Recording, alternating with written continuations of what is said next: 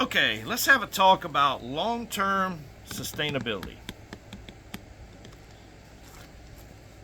I always like to sit down and ask myself a few questions and evaluate myself and my family and see exactly where we are on our preparedness and what we should do different, what we should continue doing better, all these things. So, the first thing I want you to do is I want you to ask yourself what must be renewed in your home or for your family on a daily basis. And then ask yourself, what do we need to renew on a weekly basis or a monthly basis? So, when you're talking about a daily basis, what in your home do you need to be renewed on a daily basis? Well, you may need to go out and buy food if you're, at your grocery store or bread or whatever. You need to, ice, things like that on a daily basis. Weekly basis, toilet paper, soaps, bread, milk, all these kind of things. So these are things on a weekly basis, but you need to make your own list. My list is going to be much different than yours and depend on where you're living. The other thing is the last thing is your monthly basis.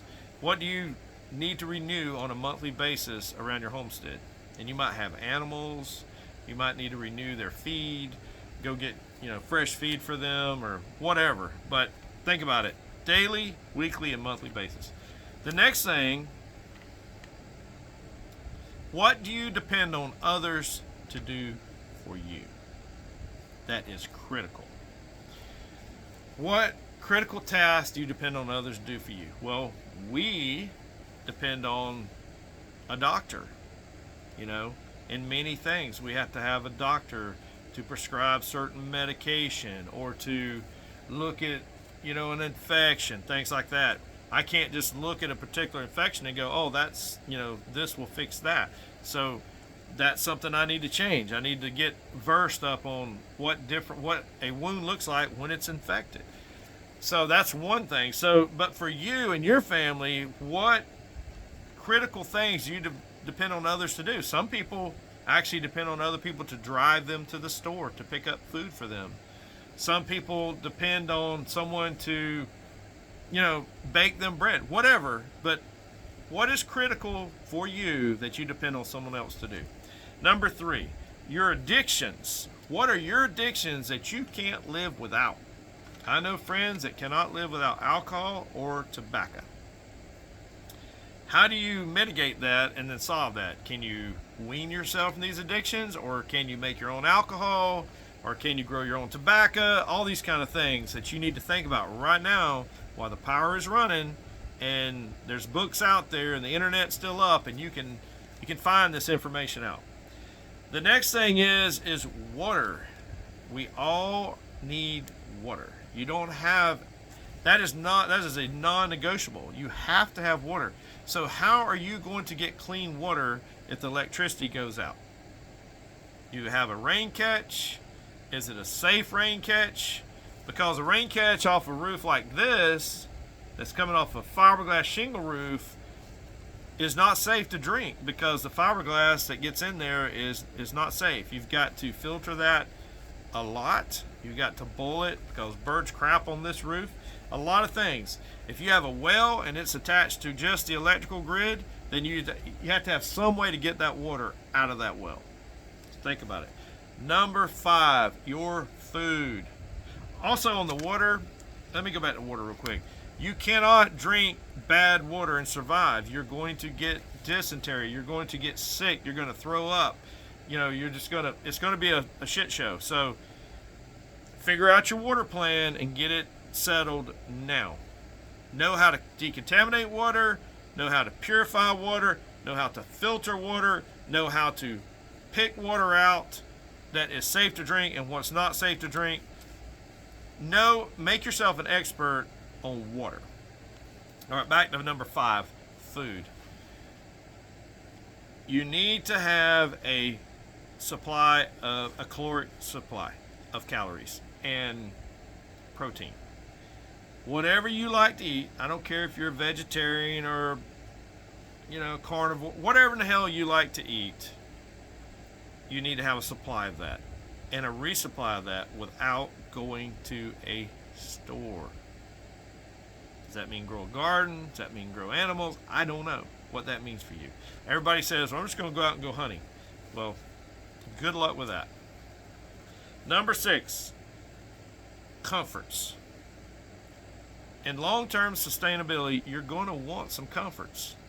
What are comforts? Comforts to me is warm shower, warm meal, comfortable bed, no bugs biting my ass all night. So figure out how to have those comforts even when the power goes out. When the hurricanes came here, we learned quick that cold showers are not fun. So we were boiling water over a wood stove, pouring it into a cow trough. You had a nice bath. So we also had solar showers that we used. Those are really good. But how did they do it in the old days? How did they do it before we had electricity? Go do your research. I'm not going to sit here and spoon feed you stuff. I want to prompt you to think, and then I want you to prompt you to go and research. Therefore, you will learn more than if I sit here and just spoon feed you. Number 7, how will you deal with bugs? Now, I'm telling you, nowadays, what we do is we just basically go out and we call the exterminator, and what he does, he comes over and sprays, and the bug problem goes away. If you get ants crawling up your wall, you spray and the bugs go away. If you mosquitoes, you spray some stuff on your skin, supposedly it keeps them biting, which it doesn't work. But I want you to think about right now, how will you deal with bugs? Do you have screens in your home? Do you have a screen porch? You know, what is your bug mitigation? Think about it. Number 8, ballistic shelters from storms and attackers. Now, everybody goes, we're not having that. Well, it depends on where you live. In Florida, we've already had 3 major hurricanes. So having brick homes and block homes is better than having just a mobile home. So, but how can you ballistically protect your mobile home? Think about that. How can you ballistically protect your mobile home? Well, if you're in a war zone, people are shooting at you, just pile sandbags up the whole side. And that'll take a lot, but hey, it would work. So think about ballistic shelters and ballistic protection of your home. How will you stop attackers? If society goes down, you're going to have marauders that's going to go around and try to steal, kill, and rape and take shit from you because they don't have it. How are you going to stop them? Do you have barbed wire put up? Do you have early warning? I mean, think about it. I want you to think it through and then fix it. Number 9, your medical needs. If you get injured, you're out there chopping wood for your wood stove, the axe slides off and goes through your foot. How are you going to handle that? Do you have a way to clean that wound, to dress that wound, to sew that wound up, and to care for that wound until it gets well? Do you have crutches? Do you have wheelchairs? All these good things that you need to think ahead a little bit. And under medical, also your chronic illnesses. If you have diabetes, do you have enough insulin stored up? If you need Coumadin, do you have enough Coumadin stored up? Whatever your medical needs are, you need to be storing that stuff up right now. How will you handle a food injury? Now, what is a food injury? That means that you ate something that had food poisoning on it. It got too hot or whatever, and you ate it and you are throwing up, you're getting dehydrated. Do you have medication to help you with that? Do you know how to handle a food injury? Go make yourself an expert on that. Infections. Do you know how to handle an infection? Women get infections all the time, yeast infections, things like that. Men get infections. I mean, infections are very common. Ask yourself this one question. How many times have you been to the doctor in the last year? And could it have turned into something life-threatening if you hadn't had a doctor? If the answer is yes, then you probably need to prepare for that particular thing for SHTF or for long-term sustainability. All right, next thing is seasonal medical problems like allergies and things like that. How do you handle that? Do you have medication for that? Do you have masks? What do you have to do for that? My daughter is highly allergic to grass. She has to think about it. She can't even walk through grass or her legs will just, bubble up and break out. So she has to plan ahead. The next thing under medical is pregnancies. How will you handle a pregnancy in an SHTF or a society down environment or a long-term sustainable environment?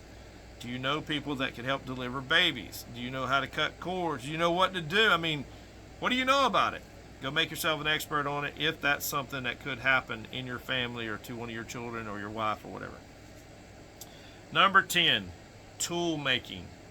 Can you make the tools that you need? Can you make a knife? Can you make a pair of pliers?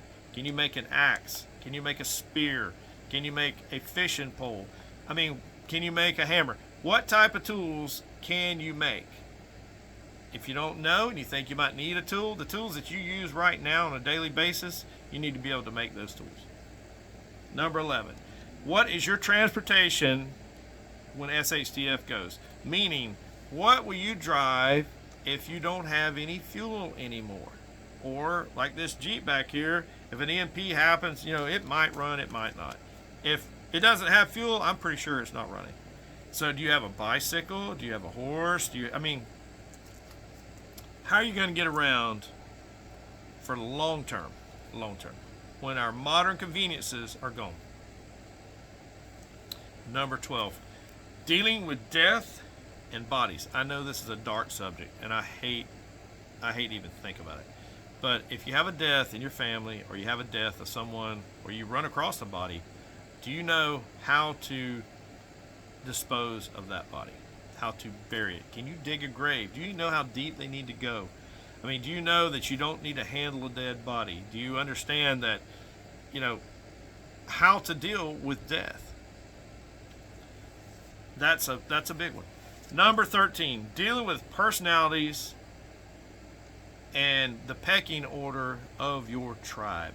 Right now, your family and everything, they may live next door, they may, whatever, or your friends, and you might have people show up to stay with you because they just can't stay where they're at and they need help, and you end up letting them in. How does the personalities and the pecking order work? I mean, you need to get that worked out now, because 2A personalities trying to live in the same household is going to fight like hell all the time. If you're bringing other people and they might be another woman and your wife doesn't really like her, or they have children and you don't like kids, and think about all that before you let someone in, number one, and number two, how you're going to deal with that. And if there's someone you're planning on letting come stay with you when shit hits the fan, then go ahead and let them come stay for the weekend or a couple or 3 or 4 days, and just see the shit that annoys you about them. And if they're too annoying, then you might want to rethink the whole staying with us thing. Number 14, who you can trust. This is the last one on my list, but it's very important. You don't want to bring anyone in or bring anyone over that you can't trust. And what does trust mean? It's an acronym. Trust means total reliability under situations to be announced. TRUST. Are they totally reliable even when they're hungry, or even when they're horny and your wife is there? Do you want your friend over and if he's all the time trying to hit on your damn wife? Do you want people over that has a family and they're starving and they see that you have food? What are they willing to do to keep their family alive? And I'm telling you, you don't want to know the answer to that. Think about who you can trust. Really trust. In the Army, we used to say, you can trust me with your life, but not your money or your wife. And that's probably pretty damn true. A lot of people will say, I got your back, I'll die for you in combat, blah, blah. And as soon as you get back to the base, they're hitting on your girl. So, think about trust.